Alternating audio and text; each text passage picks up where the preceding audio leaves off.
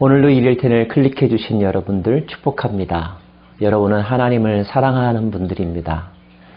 하나님을 사랑하는 자들이 그분의 사랑을 입을 것입니다. 오늘도 사랑의 영이 충만한 복되고 평안한 하루가 되십시오. 오늘은 여호수아의 마지막 장 24장입니다. 23장에서 지도자들 앞에서 연설했던 여호수아는 이번에는 이스라엘의 모든 회중들을 함께 불러 모았습니다. 장소는 세겜이라고 하는 곳이었습니다. 몇 군데 지명을 함께 복습하기를 원합니다. 이스라엘 백성들이 요단강을 건너 처음으로 지친 곳은 길갈이라고 하는 곳이었습니다. 할례를 받았고 유월절을 지켰다는 것 기억하시죠? 그 다음에 지명은 실로라고 하는 곳입니다. 회막이 그쪽으로 옮겨졌습니다. 각 지파들에 대한 땅 분배가 실로에 있는 회막 앞에서 이루어졌습니다. 또 하나의 지명이 바로 세겜이라고 하는 곳입니다. 그리심산과 에발산 한가운데 있었던 이 세겜이라고 하는 도시는 역사적으로는 아브라함이 가나안 땅에 들어와서 처음으로 단을 쌓고 예배했던 곳이기도 합니다.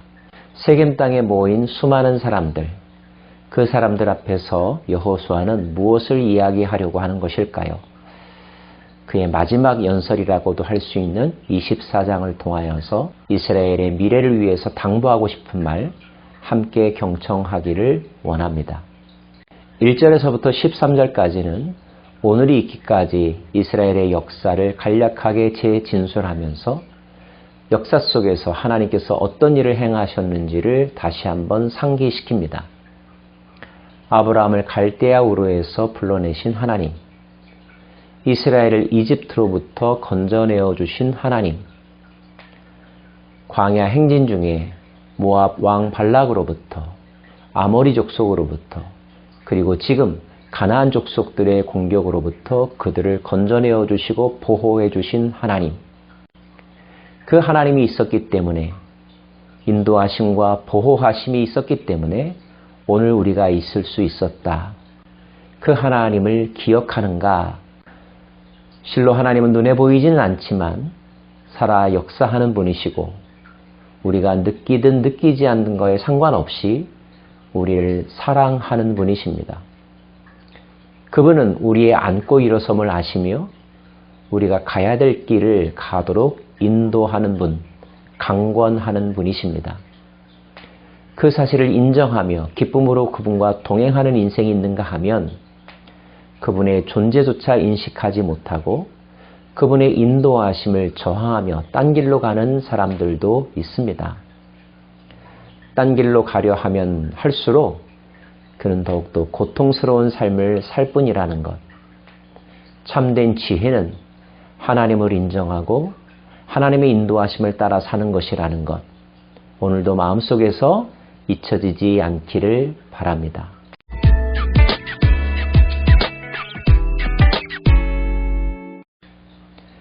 이런 질문할 수가 있습니다. 하나님은 왜 아브라함을 갈대아 우르에서 건져내셨는가? 하나님은 왜 이스라엘 백성들을 이집트로부터 건져내셨는가? 14절 말씀은 이렇게 시작합니다. 그러므로 이제는 여호와를 경외하며 온전함과 진실함으로 그를 섬기라. 하나님께서 그들을 인도하여 주셨으므로 새로운 땅으로 이끌어 주셨으므로 그들이 직접 심지도 아니하고 거두지도 아니한 그 땅의 소산물들을 먹게 하셨으므로 그 하나님께 감사하고 온전함과 진실함으로 신령과 진리로 그 하나님을 경외하고 예배하라는 것입니다. 그분이 그렇게 하셨기 때문에 하나님을 예배해야 하지만 하나님은 예배받기 위해서 아브라함을, 이스라엘을 그곳으로부터 건져내셨다는 뜻이기도 합니다. 하나님은 자신이 지으신 이 땅의 피조물들이 하나님의 존재를 망각하고 허탄한 것들의 마음을 뺏겨 우상으로 숭배하는 것을 원치 않으셨습니다. 하나님을 부정하는 문화, 하나님의 음성을 듣지 못하는 세상 속에서 그들을 건져내어 하나님과 친밀한 관계를 이어가며 하나님을 창조주와 통치자로 여기며 하나님과 동행하는 삶을 살기를 원하셨습니다. 여호수아는 하나님이 그들을 구원한 목적과 이유를 그들에게 설명하면서 이제 그 하나님만을 경외하며 살라고 강조하고 있는 것입니다. 강조할 뿐만 아니라 스스로의 결단을 표현하며 백성들도 그렇게 결단하기를 초청하고 있는데요. 너희의 조상들이 강 저쪽과 애굽에서 섬기던 신들을 치워버리고 여호와만 섬기라. 만일 여호와를 섬기는 것이 너희에게 좋지 않게 보이거든 너희 조상들이 강 저쪽에서 섬기던 신들이든지 또는 너희가 거주하는 땅에 있는 아모리 족속의 신들이든지 너희가 섬길 자를 오늘 택하라. 오직 나와 내 집은 여호와를 섬기겠노라 하니. 여호수아는 참으로 자신 있게 당당하게 그러면서도 지혜롭게 그들에게 하나님을 예배할 것을 권하고 있습니다. 결코 강요하는 모습을 보이지 않습니다. 나는 하나님을 섬길 것이다. 너희들도 섬길 자를 택하라. 선택권을, 자유의지를 그들에게 확인시키고 있는 것입니다. 물론 여호수아의 마음은 그들 모두가 하나님만을 섬기며 살기를 원했을 것입니다. 그럼에도 불구하고 여호수아는 선택하라고 하는 수사적인 표현을 통하여서 그들이 자발적으로 기쁨으로 하나님의 백성됨을 선택하도록 초청하고 있지요. 교육을 할 때도 또 다른 사람들에게 전도할 때도 사용할 수 있는 지혜로운 모습이라고 여겨집니다. 백성들은 어떻게 반응했습니까?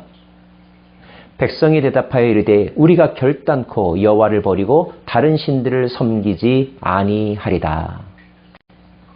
그들도 경험했기 때문에 깨달았기 때문에 그들이 어떤 경로를 거쳐서 여기까지 왔는지 알았기 때문에 그들은 주저하지 않고 여호와만 섬기겠노라고 결단하고 있는 것입니다.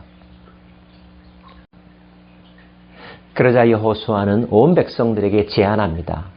이 우리의 마음을 하나님께 표현하고 다시 한번 함께 언약을 맺자라고 말입니다. 그래서 이루어진 것이 이른바 세겜 언약입니다.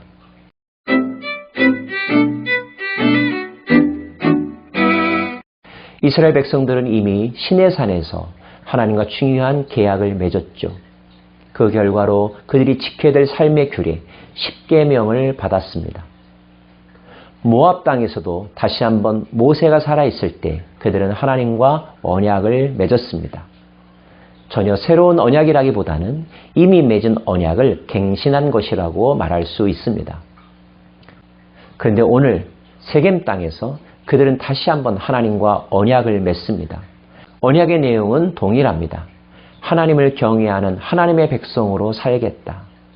하나님만을 우리의 하나님으로 모시겠다라고 하는 다짐입니다. 이런 다짐을 왜 또 하는 것일까요? 마음을 새롭게 하기 위해서입니다. 달라진 상황, 달라진 세대에도 그 약속이 계속 이어지기를 바라는 마음으로 언약식을 맺고 있는 것입니다. 우리도 마찬가지입니다. 대부분의 그리스도인들은 세례받을 때 하나님과 사람 앞에서 맹세합니다. 평생토록 주님만을 섬기겠다고 말입니다. 자, 그 약속은 잘 지켜지고 있습니까? 잘 지켜지고 있다면 지켜지는 대로, 그것이 잘 지켜지지 못한다고 한다면 다시 한번 마음을 새롭게 하고 각오를 새롭게 하는 뜻에서 다시 다짐할 수 있습니다. 하나님 앞에서 맹세할 수 있다는 거죠. 이것을 우리는 언약의 갱신이라고 말합니다. 우리는 언약 백성입니다. 약속은 지키는 것이죠. 하나님은 신실하십니다. 하나님은 스스로 말씀하신 바를 끝까지 지키는 분이십니다. 우리도 그 하나님의 성품을 닮아야 할 것입니다. 하나님 앞에서 맹세한 것들을 다시 기억하여 그 약속대로 지켜가는 삶을 살아가야 할 것입니다. 언약 백성의 삶을 충실히 살아가는 우리 모두가 되기를 원합니다.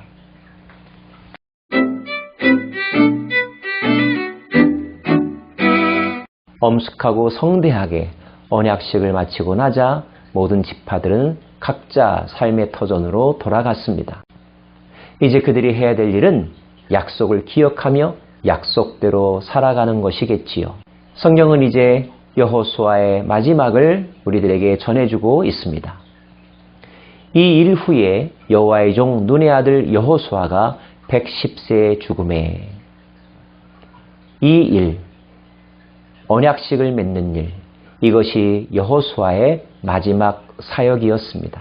다음 세대들이 자발적으로 기쁨으로 하나님과 언약 관계를 맺고 그 언약 백성이 되게 함으로써 그들 스스로 하나님과 동행하는 삶을 살아갈 수 있도록 안내해 준 것입니다.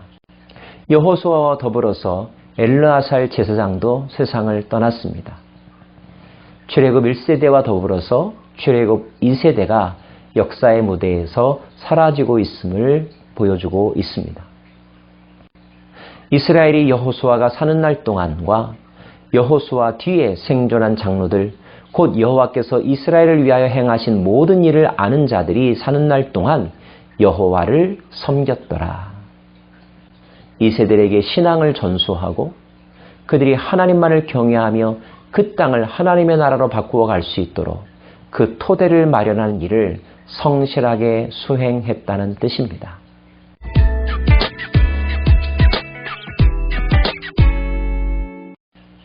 우리는 그동안 출애굽의 지도자 모세와 모세의 뒤를 이은 가나안 정복의 지도자 여호수아를 함께 살펴보았습니다.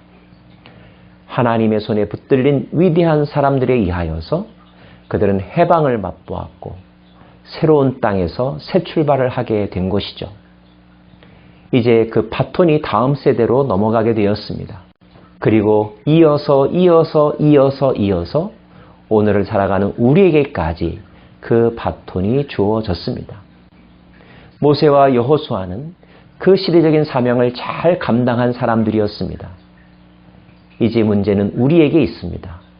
우리도 우리에게 주어진 시대적인 사명을 잘 감당할 수 있을런지요? 하나님이 오시는 기뻐하는 삶을 살아갈 뿐만 아니라 우리의 다음 세대를 위하여서 꼭 해야 될 일을 완수하는 삶을 살아갈 수 있을런지요? 여러분, 수고 많이 하셨습니다. 축복합니다. 참 좋으신 하나님, 모세와 여호수아와 같은 위대한 지도자를 통하여 이스라엘의 역사를 새롭게 창조하셨습니다. 인류의 역사는 이렇듯 하나님 손에 붙들린 위대한 사람들에 의하여서 이어져 왔음을 깨닫게 됩니다. 오늘을 살아가는 우리도 그와 같은 사람들 되기를 간절히 원합니다. 저희도 강하고 담대하게 하여 주시고 하나님의 말씀을 마음판에 새기며 묵상하며 그 뜻대로 행하게 하여 주시고 주께서 우리에게 예비하신 승리의 열매, 새 하늘과 새 땅을 반드시 정복하고야마는 복 있는 하나님의 백성의 삶 살게 하여 주옵소서. 감사드리며 예수님 이름으로 기도합니다. 아멘.